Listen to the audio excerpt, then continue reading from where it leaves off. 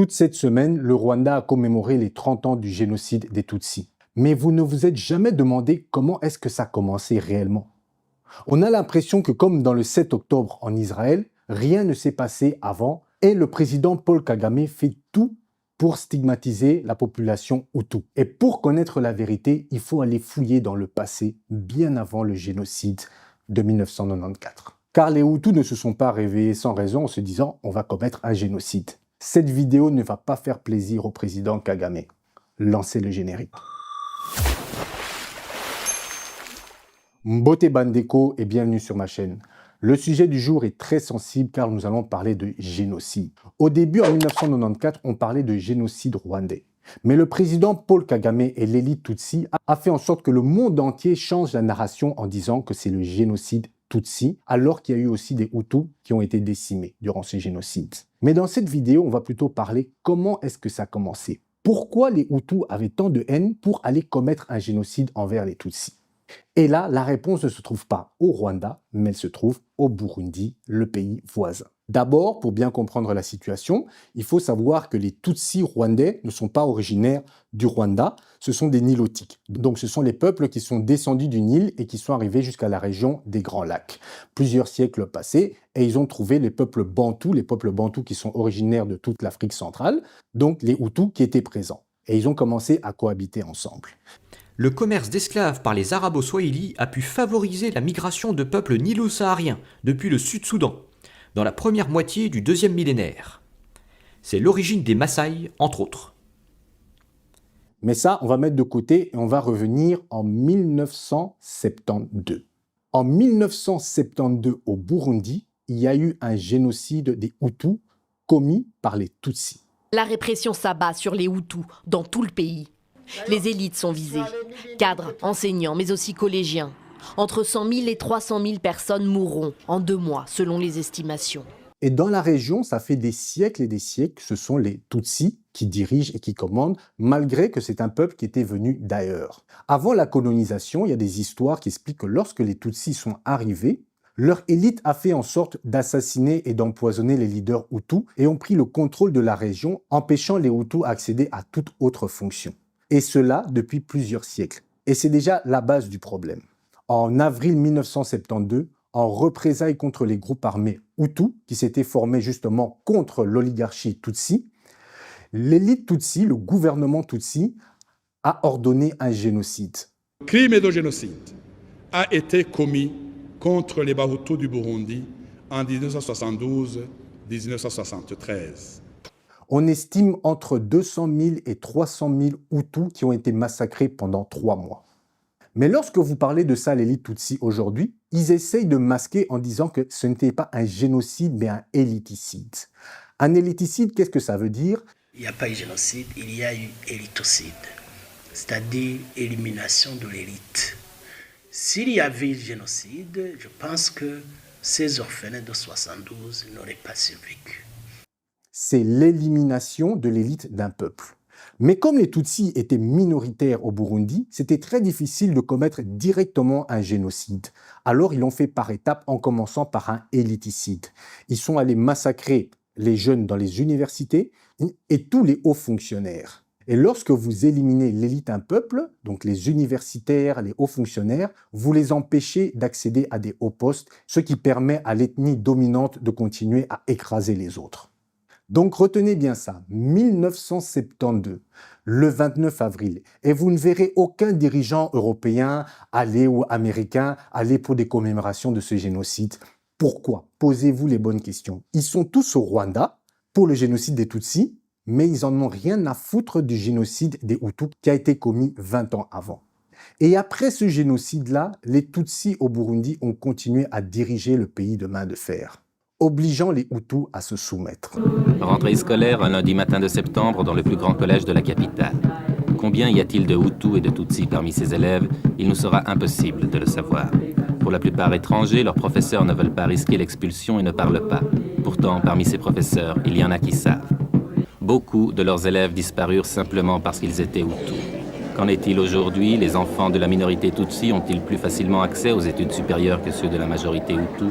D'aucuns à Bujumbura vous diront oui, mais jamais devant une caméra. La deuxième date très importante au Burundi, le 29 juin 1993, les premières élections libres au Burundi est élu un président Hutu, du nom de Melchior Ndadaye. D'origine Hutu, il est bien conscient qu'il faut réunir les deux ethnies pour un Burundi prospère.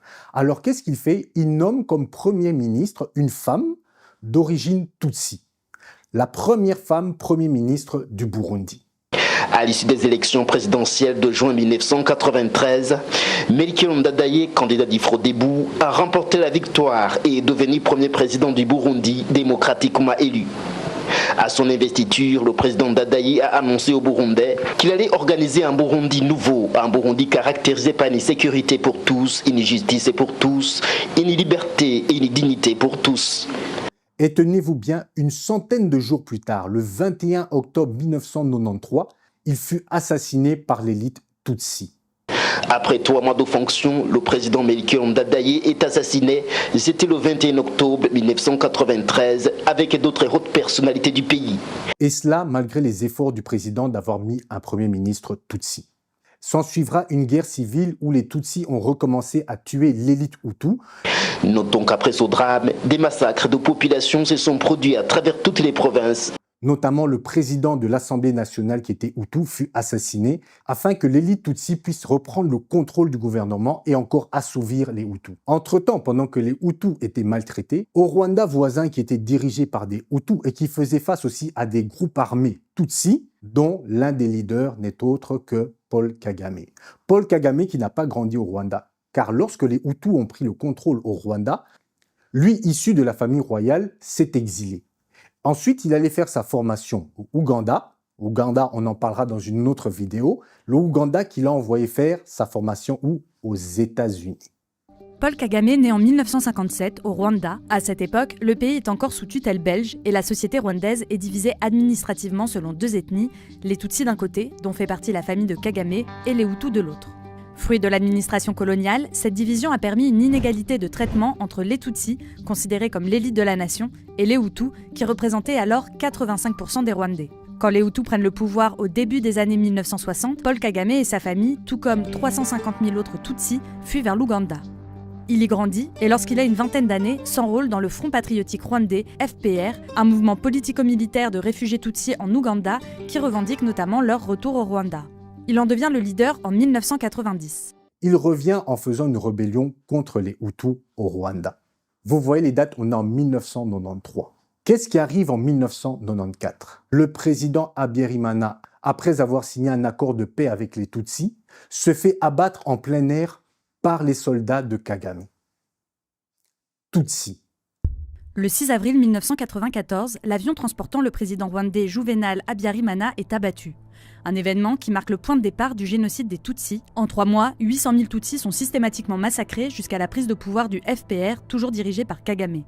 À ce moment-là, qu'est-ce qui se passe dans la tête des Hutus au Rwanda? Et là, retenez bien ces mots. Je ne dis pas que le génocide est quelque chose de bien. Dans cette vidéo, on explique seulement le pourquoi. Car toutes ces violences ne sont pas nécessaires, il faut qu'on stoppe, mais je vous explique le pourquoi pour comprendre exactement l'état d'esprit des Hutus à ce moment-là. Ils ont vu dans le Burundi voisin à chaque fois les élites Hutus se faire tuer et un génocide qui a été commis 20 ans plus tôt et qui n'a pas été dénoncé par la communauté internationale. À ce moment-là, ils voient leur président, leur élite qui se fait tuer par les Tutsis. De peur que le génocide qui s'était passé au Burundi en 1972 reprenne au Rwanda. Et c'est à ce moment-là qu'ils ont pris les machettes et qu'ils sont allés commettre un génocide envers les Tutsis, en pensant prendre les devants, et ça a été un massacre horrible. Je ne sais même pas comment des êtres humains peuvent arriver à ce point-là, que d'aller tuer sa femme, son voisin, des gens avec qui vous avez grandi ensemble, ça a été un massacre total. Mais vous voyez bien que la haine entre ces deux peuples a été alimentée par l'élite Tutsi. Et je parle bien de l'élite Tutsi. Je ne parle pas du peuple Tutsi, car eux aussi sont victimes de leur élite, car ils n'ont pas le droit de parler. Vous devez savoir que les services secrets de Kagame sont partout dans le monde et ils suivent tout Hutu ou Tutsi qui essayent de dire la vérité. En contrepartie, les dirigeants de ces pays ferment les yeux sur le sort qu'ils réservent à ses opposants, qu'ils soient au Rwanda ou en exil, expliqué au quotidien britannique Michelle Awong, une journaliste d'investigation spécialisée sur le Rwanda. D'ailleurs, le problème avec l'Afrique du Sud et le Rwanda, c'est exactement ça, car les services secrets rwandais se sont permis d'aller en Afrique du Sud pour aller tuer des opposants dont l'Afrique du Sud avait promis l'asile. Et ils ne le font pas qu'en Afrique du Sud, même en Belgique, même au Canada. Maintenant que vous avez compris le mode opératoire de l'élite Tutsi, on peut en venir à ce qui se passe en RDC. On vous dit que les Tutsis sont originaires de RDC, on vous parle de Tutsis congolais. Mais là, je viens de vous expliquer que les Tutsis sont des Nilotiques. En fait, même à la région du Burundi et du Rwanda, ils ont descendu le Nil et ils se sont installés là. Mais vu que les frontières après la colonisation ont été établies, on estime que les Tutsis qui sont Burundi, les Tutsis qui sont Rwanda, sont là depuis assez longtemps pour dire qu'ils sont originaires de cette région, car il y a eu une multitude de migrations de peuples. Mais lorsque les frontières du Congo ont été établies, les Tutsis ne faisaient pas partie de la population congolaise, zaïroise dans le temps. Bien sûr, maintenant, il y a des Tutsis et des Hutus qui y vivent. Il y en a qui sont nés là-bas et qu'on peut les considérer comme Congolais, tout comme un Sounike ou un Moulouba ou un Tétéla qui est né en Belgique est belge, mais les Tétéla, les Louba, les Sounike ne sont pas une ethnie belge. C'est juste qu'il y a plusieurs générations qui sont nées là-bas, mais ils ne sont pas originaires de là et ils ne peuvent pas revendiquer la terre. Ils peuvent acheter un bout de terrain pour faire leur champ, ils peuvent acheter un bout de terrain pour faire une maison, mais ils ne peuvent pas revendiquer la terre. Il y a plus de 450 ethnies au Congo, il n'y a un problème qu'avec les Tutsis. Il faut se poser la question. Pendant la guerre en Angola, dans le Bas-Congo, il y a beaucoup d'Angolais qui sont là en train de vivre. On les considère comme des Congolais et ils servent la cause congolaise. Nous n'avons pas de problème avec eux. Pourquoi il y a toujours des problèmes avec l'élite Tutsi? Parce qu'ils veulent conquérir l'administration, ils veulent s'approprier les terres et ils ne veulent pas respecter les lois du pays. Cette histoire de M23 n'a pas lieu d'être. Le M23 doit juste respecter les lois de la République et ne pas servir le Rwanda voisin. Donc vous comprenez qu'il n'y a pas de Tutsis congolais d'origine. Et ils ne peuvent pas s'accaparer les terres dirigées par les chefs coutumiers de tribus qui sont originaires du Congo. Donc, maintenant vous avez un peu compris d'où vient le problème, posez-vous la question. Pourquoi le monde entier est à Kigali en train de parler du génocide des Tutsis et ils font comme si le génocide des Hutus n'a jamais existé? C'est un peu comme cette histoire du 7 octobre en Palestine. Les Israéliens font comme si tout a commencé le 7 octobre. Et lorsqu'on vous explique la Nakba pendant toutes ces années, comment ils sont venus prendre les terres aux Palestiniens après la guerre mondiale, les massacres qu'il y a eu, les déplacés, les maisons qui ont été volées et que les Palestiniens se retrouvent enclavés comme en apartheid, vous comprenez qu'ils ne veulent pas qu'on s'intéresse au passé. Et c'est exactement ce que le président Paul Kagame veut. Il ne veut pas entendre parler du 29 avril 1972, le génocide des Hutus commis par les Tutsis. Mais soyons clairs, je ne dis pas que le génocide de 1994 des Tutsis n'était pas grave, c'est quelque chose de très grave, mais il faut voir toute l'histoire en entier et ne pas stigmatiser la population Hutu comme Paul Kagame le fait. Car maintenant, aux yeux du monde, les Hutus ont même peur de dire qu'ils sont Hutus, car ils sont vus aux yeux du monde comme des génocidaires, et c'est l'image dans le monde que Paul Kagame veut donner des Hutus. C'est pour ça qu'il a changé le nom de génocide rwandais en génocide Tutsi. Et cette histoire que je viens de vous raconter, aucun Tutsi ne va oser vous le dire. Car si un Tutsi ose parler, parce qu'il y a des Tutsis qui sont contre ça, il ne faut pas croire, comme il y a des Israéliens et des Juifs qui sont contre ce que Netanyahou est en train de faire, Paul Kagame a créé un système de dénonciation. Les Tutsis qui osent parler risquent des représailles, des empoisonnements, des enlèvements. Et les Hutus aussi n'osent pas parler parce que lorsque un Hutu parle, directement, il est condamné de génocidaire. Surtout ceux du Rwanda, il est très difficile de parler de ces génocides car Kagame protège les Tutsis et fait tout pour condamner les Hutus de génocide. Bien sûr, il y a des Hutus qui ont commis un génocide, ils doivent être arrêtés. Je trouve que c'est une bonne chose qu'on va dans le monde entier pour essayer d'attraper les gens qui ont commis un génocide. Ce n'est pas la question. La question est, il ne faut pas stigmatiser la population Hutu en faisant croire que le génocide n'a été commis qu'envers les Tutsis et essayer d'effacer de la mémoire le génocide Hutu de 1972. J'aimerais que vous partagiez massivement cette vidéo, surtout la communauté congolaise qui ne sont pas au courant de ces faits. Car cela nous permettra d'avoir une meilleure vision du problème qui se passe en RDC, car ce problème entre Tutsis et Hutus a été importé du Rwanda vers la RDC et c'est devenu un conflit. Les Nations Unies accusent depuis 2010 Paul Kagame d'être à l'origine de massacres de dizaines de milliers de réfugiés Hutus dans l'est de la RDC à la fin du génocide. On parle entre 6 millions et 10 millions de morts. Lorsque vous entendez ce chiffre de plus de 10 millions de morts en RDC, vous vous rendez compte que quand les Tutsis rwandaises disent que oui, il y a eu un génocide au Rwanda entre 800 000 et 1 million de morts, et que le génocide Hutu au Burundi, il y avait eu 200 000 à 300 000 morts, comme si le chiffre n'était pas assez, alors on peut dire que les 1 million de morts au Rwanda, comparé aux 10 millions de morts en RDC, que c'est rien. Mais un génocide ne se mesure pas uniquement au nombre, mais plutôt à l'intention de détruire un peuple.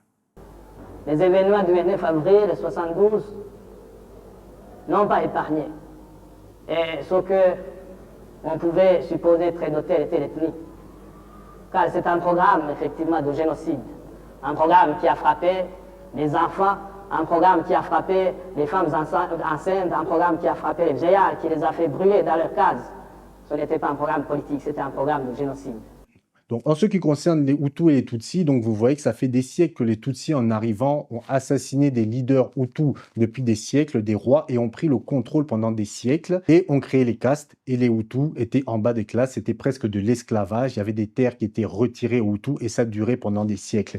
Et les colons, en arrivant, en trouvant ce système, ont voulu garder ce système et ont laissé les Tutsis régner sur les Hutus jusqu'à la fin de l'indépendance, où les Hutus ont pu enfin régner sur le Burundi et le Rwanda. Et lorsqu'on a tué leur leader en 1972, les Tutsis ont continué à régner jusqu'en 1993, où ils ont assassiné le président Habyarimana Hutu.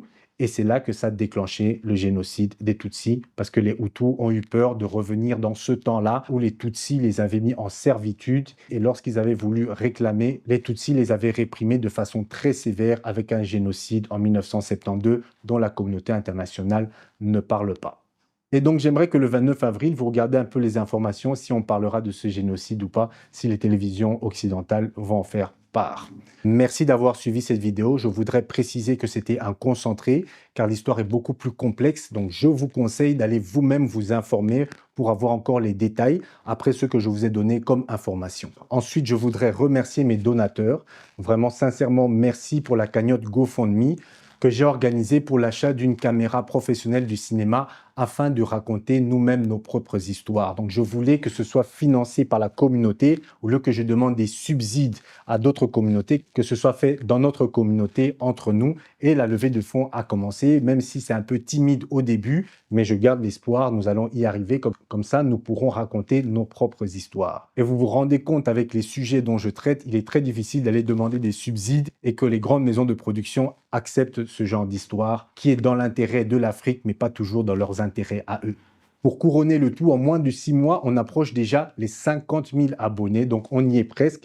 N'hésitez pas, si vous ne l'êtes pas encore, de vous abonner et d'activer la cloche pour être au courant des prochaines vidéos. Encore merci pour la levée de fonds. Je vous mets encore le lien de la levée de fonds. Allez lire le projet. Et si vous êtes intéressé et que vous voulez participer en finançant le projet, n'hésitez pas, c'est un grand plaisir. Ça me fait extrêmement plaisir, car pas uniquement financier. Il y a des personnes qui m'ont contacté pour des musiques de films, d'autres réalisateurs africains qui m'ont dit qu'ils étaient très intéressés par ce genre de projet, car quand j'aurai fini mon film, cette caméra sera utilisée pour d'autres réalisateurs pour réaliser d'autres films. Autre chose qui m'a donné le sourire, c'est le film d'animation du Nigeria qui vient de sortir sur Disney+.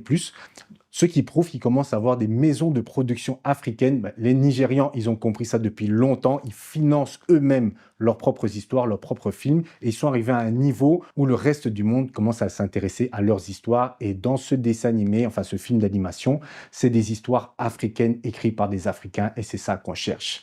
Alors, n'hésitez pas à participer à cette cagnotte et je vous dis à la prochaine. Prenez soin de vos familles. Que la paix soit avec vous.